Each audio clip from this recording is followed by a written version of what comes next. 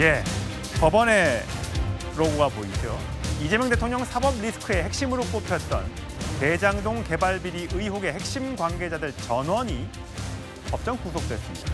여야는 이 대통령의 관련성과 재판 재개 여부를 놓고 충돌하고 있습니다. 영상으로 만나보시죠. 저로서는 정말 당군 일의 최대 치적이라고 스스로 자부하는 사업이었고 저도 지금도 마찬가지입니다. 설계자도 결재자도 승인자도 성남시였고 그 성남시장이 바로 이재명 대통령 본인입니다. 더 이상 정치적 방패 뒤에 숨지 말고 사법의 판단을 정정당당하게 받으십시오. 국민의힘은 이제 이재명 대통령이 남았다라면서 헛된 군부를 지피고 있습니다. 이 사건과 무관한 사람에게 유죄를 어떻게 묻겠다는 것인가 저희는 되묻고 싶습니다.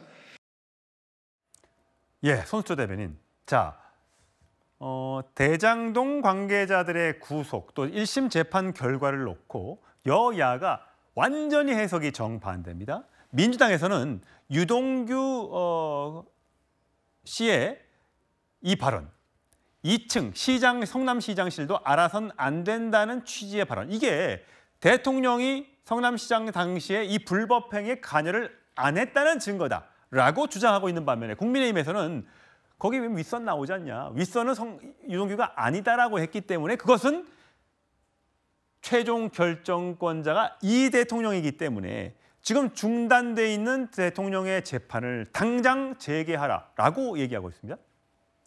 네, 당군 일의 최대 치적이라고 했던 이 대장동 많은 시간이 흘렀는데요. 드디어 이제 법원이 이것이 권력형 범죄이다라고 인정을 한 것입니다.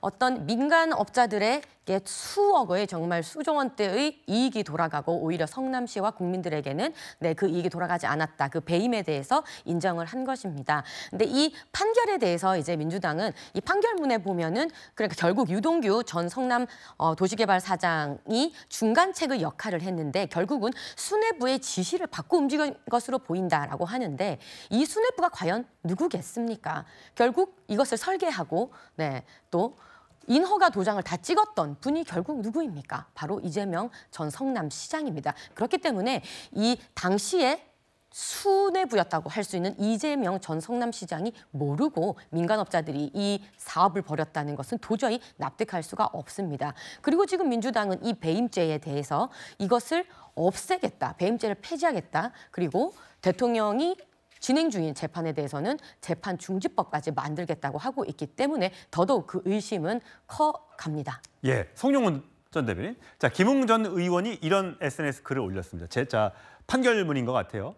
보면 여기 잘 안 보이실까 봐요. 피고인이 대장동 개발 사업 관련 주요 사항 모두를 단독으로 결정할 수 있는 위치에 있지 않았고 성남시 수뇌부가 주요 결정을 하는 데 있어 민간업자들과 의견을 조율하는 등 중간 관리자의 역할을 주로 담당한 측면도 나타남. 그러면서 재판부가 판결문에 친절하게도 이렇게 몸통에 이름을 적어놨다.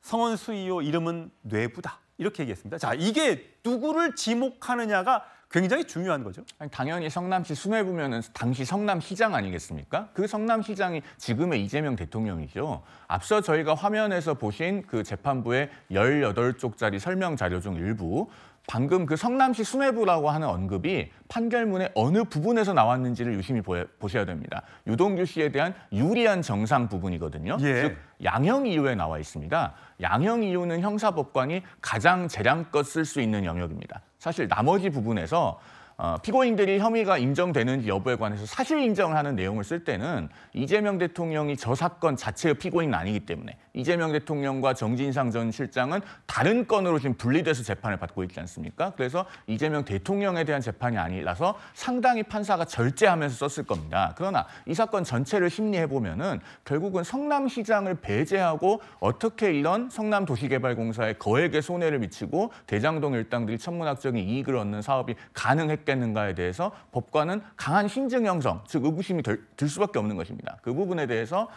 유동규 씨에 대한 양형 이유에서 나름대로 재량껏 그 부분의 결론을 시사했다라고 보입니다. 물론 이재명 대통령이 피고인이 아니었으니 이재명 대통령에 대한 직접적인 판단이라고 볼 수는 없겠지만 예. 결국 저런 것을 통해서 이 사건의 구조는 이렇게 보인다라고 하는 것을 암시한 것이죠. 그것을 김웅전 의원이 드러내서 지금 국민들께 이해하시기 쉽게 설명을 해주신 것이다. 이렇게 이해됩니다. 강성필 부대변인 보시기에는 이 수뇌부는 누굽니까? 그 수뇌부는 저는 잘 모르겠는데 예. 이거 한 가지는 분명한 것 같아요. 자, 4년 동안 문재인 정부의 검찰, 윤석열 정부의 검찰이 이 대장동에서 수사를 했습니다. 그런데 결과적으로 국민의힘 주장은 이재명 대통령, 당시 성남시장이 이 대장동 업자들로부터 돈을 받았다는 거 아니에요. 근데 돈을 준 어떤 증거라든가 돈을 주기로 한 약속이라든가 이거 찾아냈습니까? 못 찾아냈잖아요. 그런데 무슨 이재명 전 성남시장이 뭐 돈을 받았다는 주장을 할 수가 있는 것이죠. 두 번째, 돈을 받은 사실이 드러난 건 있습니다. 남욱 씨에게 유동규 씨가 3억 받았어요. 근데 그때 뭐라고 했습니까? 형들이랑 나눠 가진다. 그렇게 남욱 씨가 들었다고 했어요. 그런데 그 3억 어디 갔습니까? 본인의 채무, 철거업자한테 갚았다는 것이 드러났고 그 형들이란 거 검찰이 계속해서 말하니까 한 100번 정도 제가 진술 받으니까 착각한 것 같다라고 진술 바꿨습니다. 마지막 이 대장동 업자들 정영학, 남욱, 정민영, 유동규 이 4명은 이재명 성남시장이 관련이 있다라고 최초에는 진술을 하고 딱 한 명 김만배만 이재명과 상관이 없다 그랬어요. 하지만 지금은 유동규 1명 빼놓고 정영학, 남영, 정민영은 진술이 바뀌고 있어요. 상관이 없다고. 그렇기 때문에 여러 가지 정황 증거가 있겠지만 다시 말씀드리지만 4년 동안 수사를 이 정부 저 정부에서 했는데 돈을 줬다는 증거, 돈을 주기로 했다는 증거 찾아냈습니까?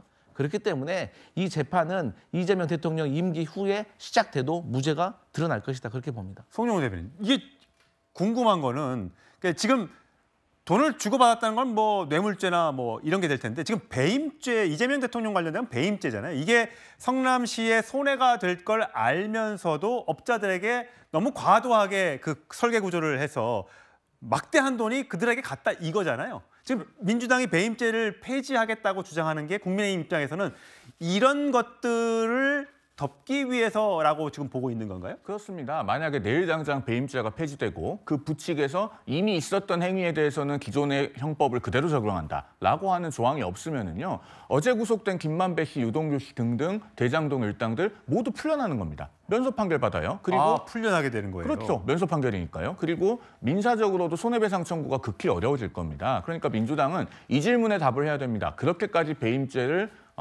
1953년부터 있었던 배임죄를 폐지해서 결국은 누구 족으라고 하는 것이냐. 그리고 김만배 씨, 유동규 씨 이런 사람들을 민주당이 언제부터 그렇게 눈물겹게 아끼고 걱정해 왔는가. 이것에 대한 답을 해야 될 겁니다. 예. 여기서 한 가지 말씀드려야 되는데 네. 결국 이제 이재명 당시 성남시장의 배임죄가 성립이 되려면 검찰의 공소 사실이 유지가 되려면 당시에 평당 분양가가 1,400이냐 1,500이냐가 상당히 중요하거든요. 근데 이 부분에 있어서 이 정여가 회계사가 검찰이 시트에 손을 대서 1,500만 원 분양가로 했다고 진술을 했어요. 그렇기 때문에 사실 지금 배임죄 폐지와 상관이 없이 그 사건이 결과는 결국 배임죄는 무죄 판결이 날 것이다. 저는 그렇게 믿습니다. 그러면 제가 간단하게 반론을 드릴 수 있을 것 같은데요. 민주당은 배임죄 폐지에 관한 형법 개정안을 당장 철회를 하시면 될 것 같습니다. 어차피 이재명 대통령은 무죄라는 거잖아요. 그다음에 지금 공판기일이 잡히고 있지 않은 재판은 공판기일 지정해가지고 계속 진행을 하면 되겠네요. 이재명 대통령이 국정에 바쁘면은 불출석 사유서 내고 출석을 안 하고 재판부가 그걸 용인해주면 됩니다. 윤석열 전 대통령도 지금 안 나와도 재판 진행되잖아요. 이재명 대통령의 불출석에 대해서도 재판부가 허가해주는 것으로 하고 재판을 계속 진행하면 되지 않겠습니까? 아마도 소모적인 논란을 종식시킬 수 있는 방법이 될 것으로 생각합니다. 근데 이제 민주당이 배임죄를 추진하는 거는 이재명 대통령하고 상관이 없이 아니, 추진하는 이재명 건데 대통령이 지금 배임죄, 합니까? 특경 배임으로 기소가 되어 있는데 그게 왜 상관이 없습니까? 예. 어쨌든 한쪽에서는 그렇게 보고 있는 거고 한쪽에서는 그건 기업들의 어떤 그동안의 바램을 들어주기 위함이다라고 이제 주장을 하고 있어요. 장윤미 대변인 보시기에는 이 사건 어쨌든 이 수뇌부라는 이름이 들어가면서 이게 수뇌부가 누구냐. 그래서 또 지금 국민의힘 입장에서 또 그런 얘기도 나오더군요. 주진우 의원 등등은 히읗지읒이라는 사람이 누군가와 대화를 했다. 그 히읗지읒이 누구냐. 히읗지읒이라는 사람이 대장동 재판과 관련해서 누군가와 이야기를 하라고 했다. 거기에 대해서 국민의힘은 히읗지읒은 김현지 실장이다라고 주장하고 있는 반면에 또 민주당에서는 아니다. 그런 히읗짓이 왜 김현지만이냐 이렇게 주장하더군요. 그러니까 민주당에서 논평도 냈는데 김웅 전 의원이 이 문구는 못 보신 것 같아요. 성남시 수뇌부라고 하면요, 이게 특정되지 않습니다. 많은 언론도 이게 어디까지 범주를 지정하는 것인지에 대해서는 재판부가 설명하지 않았다라고 해요. 그런데 이 판결문에 그런 구절도 있다라는 거 아닙니까? 성남시장은 유동규 등과 민간업자의 유착이 어느 정도인지 모르는 상태에서 비교적 자유롭게 수용 방식을 결정할 수 있었던 것으로 예. 보인다라고 해서 어떻게 보면 성남시장이라고 특정해서 나왔던 설씨가 더 중요한 거 아니겠습니까? 그리고 배임죄는 그렇습니다. 전 정부에서도 이복형 금감원장이 추진하겠다고 했었죠. 폐지를 추진하겠다고 했습니다. 왜 그러냐면 상법 개정안이 됐죠. 이사의 충실 의무가 주주에게까지 확대가 됐습니다. 기업들이 이 부분은 너무 우리한테 리스크가 된다. 법률적으로 그러면 형사적으로 배임죄가 있는 한 우리가 배임죄로 수사받고 기소되는 부분과 관련해서 정치권에서 그 리스크를 저감해줘야 된다. 그 연장선상에서 나온 겁니다. 상법 개정안이 됐기 때문에 주가가 4,000선까지 돌파한 거 아니겠습니까? 이런 종합적인 판단이 있어야 될 거라고 생각합니다. 손수호 대변인, 지금 보니까 민주당은 봐봐라, 뭐 이재명 대통령이 관여했다는 증거가 이제 없기 때문에 유동규의 증언으로 나왔기 때문에 이재명 대통령에 대한 공소를 아예 취하해서 재판을 없애라라고 주장하고 있는 반면에 국민의힘에서는 드러났는데 재판 다시 해야지라고 하고 있습니다. 네, 민주당에서 그렇게 나올 줄 알았습니다. 공소 취소까지 얘기가 나올 줄 알았는데요. 사실 지난 대선 국면에서도 뭐 많은 국민들께서 거의 절반 이상이 이재명 대통령의 재판을 재개해야 된다 이렇게 또 얘기를 했었습니다. 그리고 지금 보면은 뭐 수뇌부의 이제 뭐 정의가 어떻게 되는지 그리고 헌법 84조 얘기까지 나오면서 진행 중이던 대통령의 재판을 멈추라는 것이 과연 이게 맞는 것인가 그 해석의 문제도 남아 있습니다. 그래서 지금 국민의힘이 묻고자 하는 것은 간단합니다.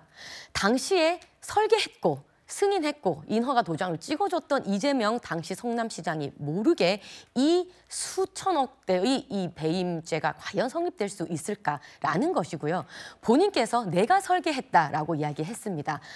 당군일의 최대의 치적이었던 이 대장동 사업을 내가 설계했다라고 했던 이재명 대통령의 발언을 그대로 되돌려드리고 싶습니다. 예, 송영은 대변인 보시기에는 이게 이재명 대통령이 만약에 이제 5년 뒤에 이 재판이 재개가 될 경우에 이 판결이 물론 뭐 항소심이 남아 있습니다만 이게 정말 결정적인 역할을 하게 되는 겁니까? 지연된 정의는 정의가 아니죠. 일단 그렇게 늦은 시점에 재판이 다시 재개되어서 심리가 진행이 되면 그 결과가 설령 이재명 대통령에 대해서 올바른 책임을 묻는 것이라고 한들 그것이 정의라고 할 수 있겠습니까? 그리고 한 가지 더 나아가서 아마도 4년 반 뒤에는 많은 증인들의 기억이 흐릿해져 있을 겁니다. 그러면은 과연 이 대장동 일당들이야 그때쯤 되면 대법원 판결까지 확정되어 있을 가능성이 매우 높겠습니다만 이재명 대통령의 재판이 과연 정확한 사실관계를 확인할 수 있는 형태로 진행될 것인가에 대해서 큰 우려가 있는 것이죠. 그래서 제가 앞서 말씀드린 것처럼 일각에서는 아니 대통령에 대해서 지금 재판을 중단시켜야 될 만한 헌법상 법률상의 아무런 근거도 없는데 그렇다면 언제든지 법원이 공판기일을 지정하면 되는 것 아니냐. 그리고 재판에 출석하는 것이 국정에 부담이 된다면 대통령의 불출석은 법원이 양해해주면 공판기일을 계속 진행할 수 있는 것 아니냐. 이런 의견까지 나오고 있습니다. 그리고 민주당이 그동안에 법사위 국감을 빌미 삼아서 대법원에 대한 공개적인 겁박을 해왔기 때문에 사법부 내부에서도 앞으로 이런 의견들이 갈수록 대두될 겁니다. 과연 대장동 1심 판결까지 나온 상태에서 언제까지 이 재판 재개 문제를 피해갈 수 있을 것인지는 이제 국민들께서 묻고 계시는 의문이라고 생각합니다. 강성필 부대변인. 그러니까 국민의힘의 입장에서는 그런 것 같아요. 걸석 재판으로 하면 되는 것이고 무죄라고 했으니 유동규 씨가 다 안고 가야 될 문제라고 하면 이재명 대통령에겐 무죄가 나오지 않겠느냐. 그럼 재판에서 시시비비를 가려보면 어떻겠느냐라는 주장인 것 같아요. 근데 아무리 대통령이 지금 무죄니까 그러니까 받아라 재판 받아라 뭐 이런 식이잖아요. 예. 아니, 그런 식으로 따지면은 뭐 세상에서 나는 무죄니까 다 재판 받아야 되고 너는 유죄니까 재판 받아야 돼. 뭐 이런 이상한 논리가 이게 진행이 되는 것이고 결론적으로 제가 자주 말씀드려서 얼마나 더 해야 될지 모르겠지만 이재명 대통령의 5개 재판, 12개 혐의 국민의힘에서 계속해서 몇 년 동안 얘기를 해가지고 예. 온 국민이 알고도 이재명 대통령을 선택을 한 거예요. 왜?